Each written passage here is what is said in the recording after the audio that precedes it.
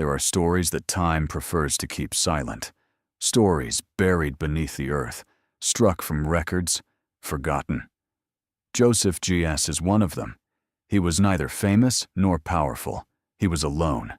And precisely for that, they buried him alive. Joseph G. was not a man you noticed. He caused no disturbance. He hardly ever spoke. He walked as if apologizing for existing, shoulders hunched, gaze fixed on the ground, suspended somewhere between air and dust. In the small village of Saint-Benoît-des-Champs, he'd been there so long that no one truly knew when he'd arrived. Some said he was born there. Others swore he appeared after the war or some unnamed tragedy. But all agreed on one thing. Joseph G. didn't quite belong to this world. He lived alone in a cottage half-eaten by time, at the end of a dirt road almost no one used. A building set apart, forgotten by maps and conversations. A rusted gate marked the entrance, swallowed by brambles, moss, and silence. The shutters, warped by damp and years, hung from their hinges like weary eyelids. Ivy crept slowly, inexorably, smothering the stone facade as if to suffocate memories. The garden was now a wasteland of wild grass, dead branches, and traces of an erased past. But inside, everything was different. Every object had its place. Every book, every spoon, every candle seemed frozen in meticulous order, a perpetual stage set, a museum dedicated to one man.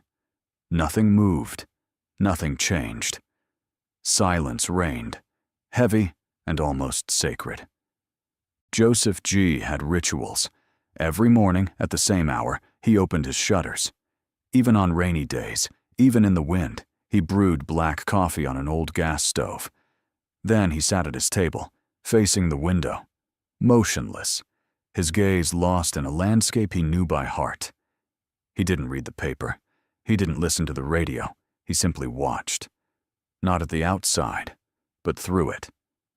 At 10 o'clock, he went out.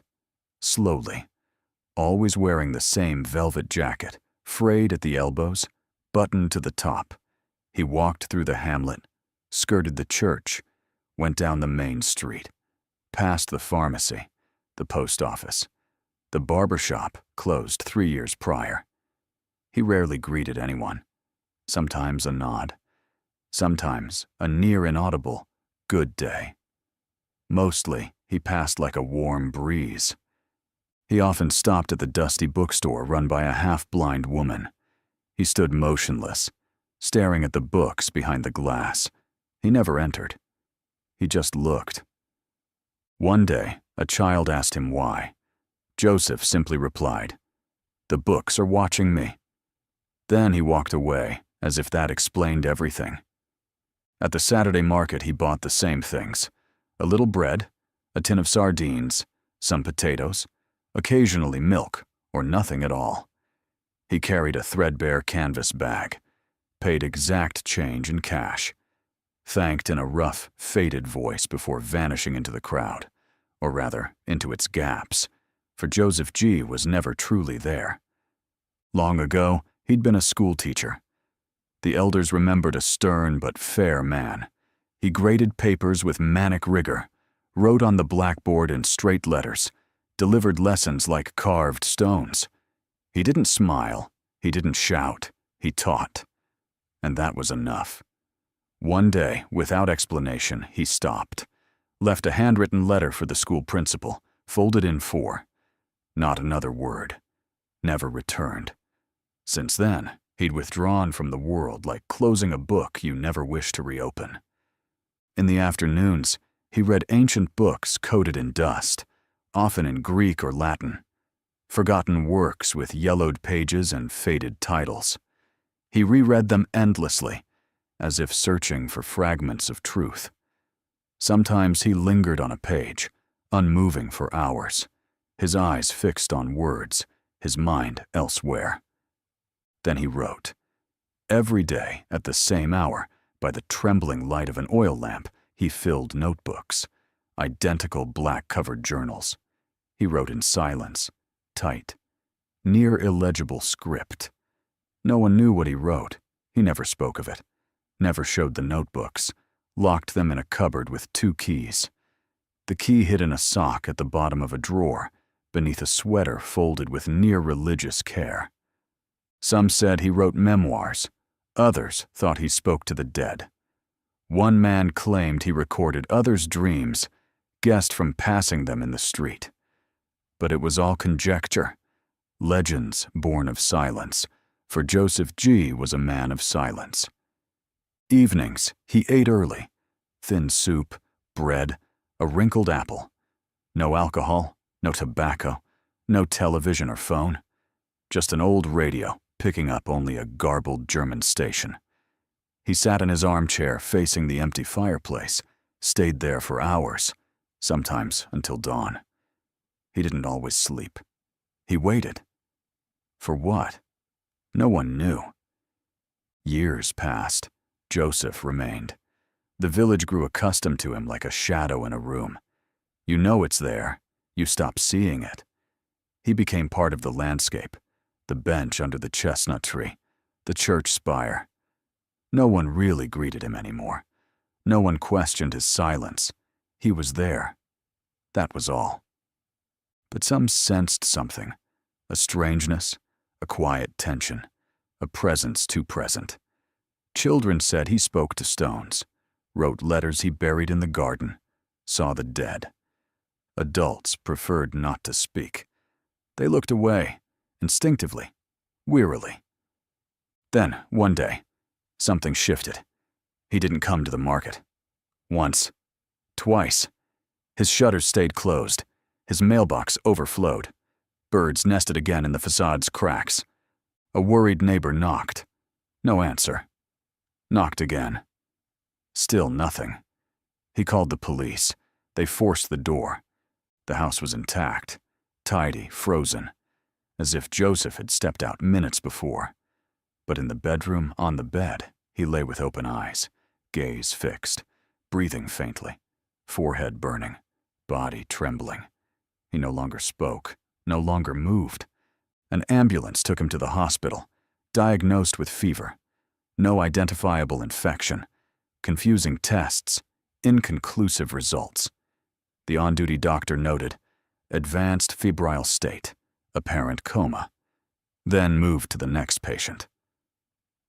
Joseph G. didn't respond to treatment. Sometimes he murmured unintelligible words. A nurse thought he heard, "No, no." No one pressed further. Delirium, they said. Fever. Age. Then one morning, his breath thinned, his heart slowed. The doctor noted time of death, 3:14 a.m. That was all. No visitors, no family, no inquest. Joseph G. had died alone, as he'd lived. The world didn't stir. But what no one knew, what no one wanted to know, was that Joseph G. wasn't dead yet. True, machines showed no pulse. The ECG traced a flat line. Protocols were followed. Time of death recorded. Body cleaned. Sheet drawn over his face. But Joseph G., deep within, hadn't left. Not yet. He floated in that murky haze where life and death blur, suspended. He couldn't move, speak, or blink, but he felt. He heard faintly, as if through thick glass or half-remembered dreams. Nurses' whispers, hurried footsteps. The beep of machines no longer meant for him. He heard the doctor dictate formalities, the clink of instruments, gloves tossed in bins, and he felt the sheet pulled over his face. That cold, anonymous touch. A slap. Final proof that to the world he was gone. But Joseph hadn't disappeared. He'd been erased. His transfer to the morgue was silent. He stayed there 2 days. 2 days locked in cold darkness, listening to refrigeration hum, sensing rare comings and goings. No family inquired. No calls. No names murmured in hallways. Joseph G. had become a file, a toe tag, a temporary slot in refrigeration. His mind fought. He didn't understand, but knew something was wrong. He wasn't ready. He'd left things unfinished, and he was afraid, not of death itself, but of dying like an administrative error. Then came the undertakers.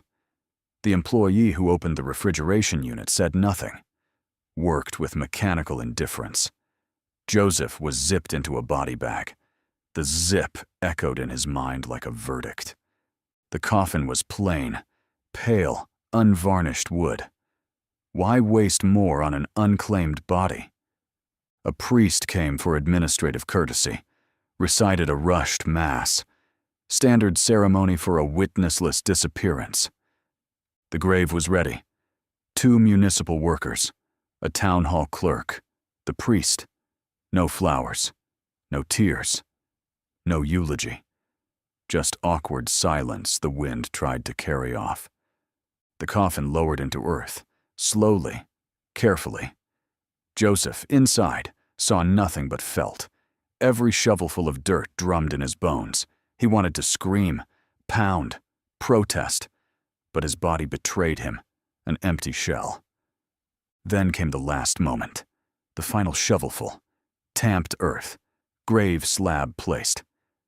In that profound dark, Joseph stopped fighting, not from surrender, but saturation. He understood. The world had deliberately left him behind. They hadn't just forgotten. They'd chosen not to see him. He retreated into himself, to memories unvisited for decades. His son's birth, a fragile boy come too soon, his wife's trembling hand as she never left her bed, the well behind the house, a broken voice screaming a name into night, chalk on a blackboard, papers full of errors, children's eyes he'd failed to love, words he'd never written, or written too late.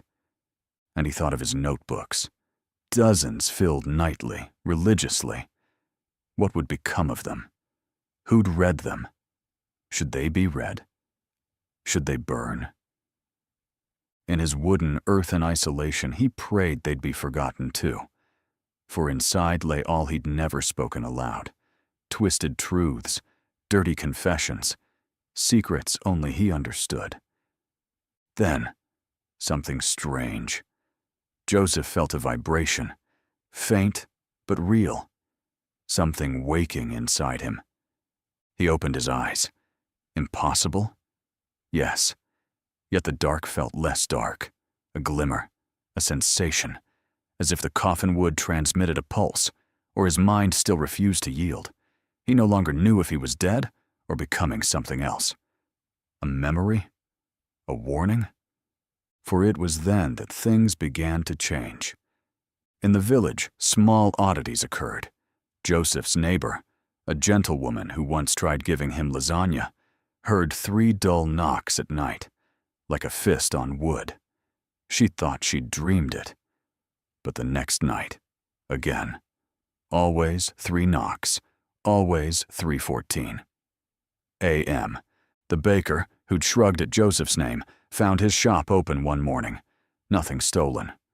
But on the counter, a loaf of bread, the very kind Joseph bought every Saturday, set upright.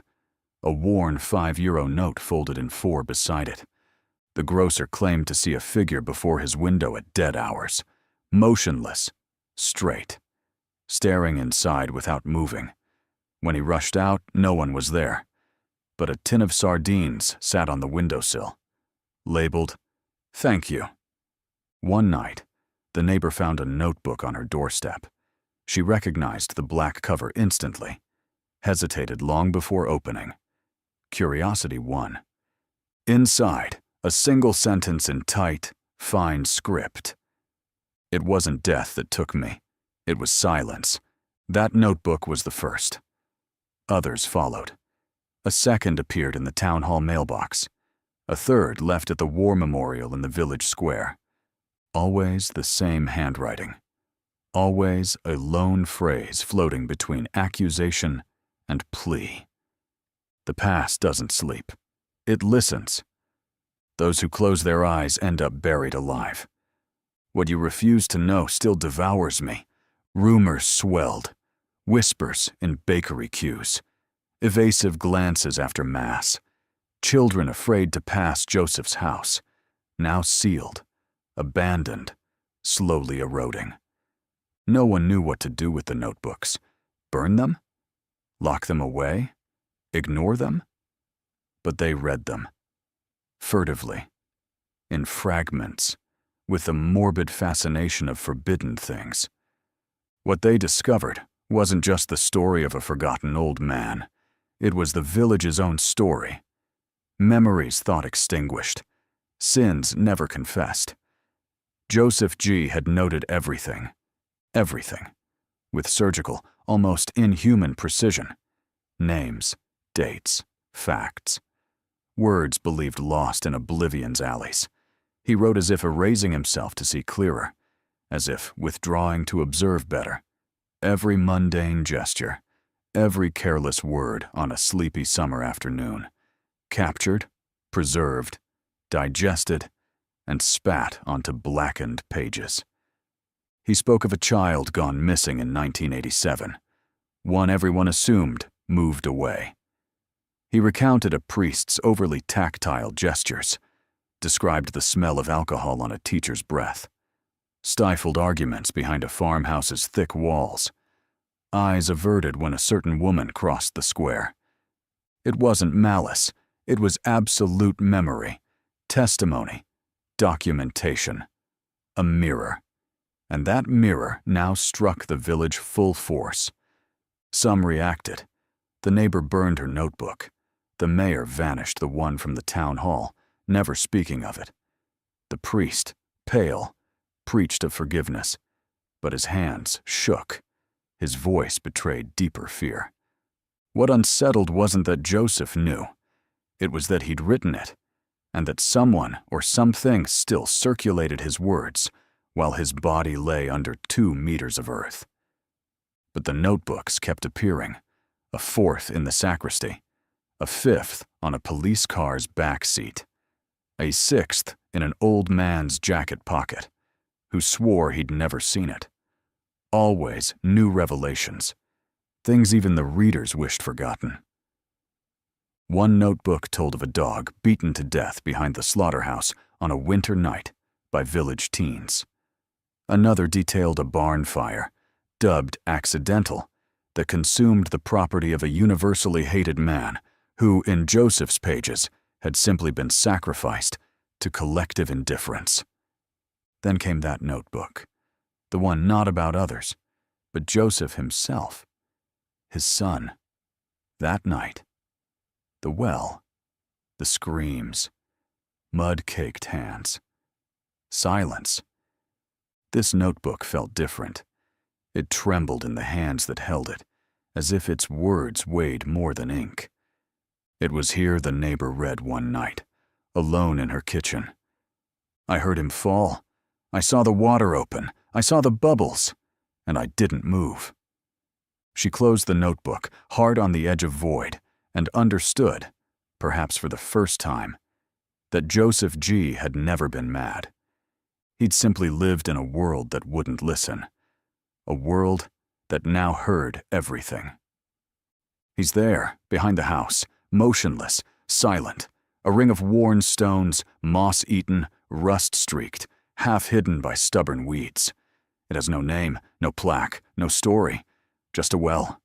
A black hole in the earth, a mouth open to the unnameable. Everyone knew it existed. Everyone knew where it was. Yet no one spoke of it. It appeared on no map. Children didn't play there. Adults averted their eyes. It was part of the scenery, a scar on a beloved face. You live with it. You pretend. But you don't forget. Joseph went there often, always at the same hours. Late, when the village slept, when dogs no longer barked. He'd step out slowly, cross the tall grass, and stop at the well's edge. Sometimes he stood for hours, silent, staring into shadow. He'd been seen from hedges, from neighbors' windows. No one dared ask, "What do you do alone before a well? What do you see in that endless void?" It wasn't contemplation, not prayer, something else, a waiting or a conversation. Once a child, Leonard, 8, eyes too wide for his age, said he'd seen Joseph speak to the well. Swore he heard a voice answer. He was told to stop telling tales. Leonard never spoke of it again. But there were stories, rumors, fragments slipped between silences. They said there'd been a child, a boy Joseph loved but failed to protect. That the boy got too close. A stone slipped. No one heard the cry. Others said worse. That Joseph let it happen. That he saw and didn't reach out. Stood paralyzed. Or worse, resigned. And then there was the notebook. The one the neighbor read. The one speaking of that night. The water's sound. The crash of the fall. The rising bubbles. The silence after. I heard him fall. I saw the water open. I saw the bubbles. And I didn't move. That's when everything changed. The village, until then numb, woke slowly to an older fear, not of ghosts or the dead, but the far colder terror of truth. For if Joseph spoke true, then everyone had known. Everyone had closed their eyes. And that well was no longer just old stones. It was a witness, a reminder, a judge, a tomb without a headstone. Some began watching it, from a distance, furtively, and they saw things they couldn't understand. One morning, the old bucket's rope was knotted, as if someone had hung weight from it. Yet no one had descended the well for decades. The bucket itself, missing for years, reappeared, soaked, worn. Another day, the well water turned black, not dark, black, like ink, no reflection, no light. When a brave soul threw a stone, no sound rose. Nothing. Silence absolute, as if the bottom had vanished. One night, footprints were found, wet, muddy, leading out of the well, trailing toward Joseph's house. Large, uneven prints, like a barefoot man, or a half-formed memory. The next day, another notebook appeared, this time in the church's mailbox. The priest read it fully, emerged pale, said nothing, left the parish 3 days later without warning, never returned. Days after, the mayor quietly proposed walling up the well. For safety, he said, to keep children from falling in, though no child had played there for years. No one would take responsibility. The local contractor declined. The municipal worker refused. Even police called to inspect the site turned back without explanation. The well remained, open, present, like an eye. An eye turned to the past. And therein lay its true terror. It wasn't an ordinary well. It was a mirror. And everyone approaching feared seeing not a bottom, but a reflection of what they'd done, of what they'd allowed. For Joseph G., in his notebooks, never directly accused. He narrated, stated facts, described gestures, recorded silences. That was enough. The rest, we filled in. One evening, the neighbor, her again, went to the well alone, lamp in hand, wanting to understand, perhaps to soothe something. She approached the edge, stared long, then whispered one word. Sorry. The next day, she was gone. No one knew where. She left behind one last notebook, the only one signed. I judged him too, because it was easier than seeing my own cowardice. And at the page's bottom, a simple phrase like a final farewell. Joseph, I heard you. At last.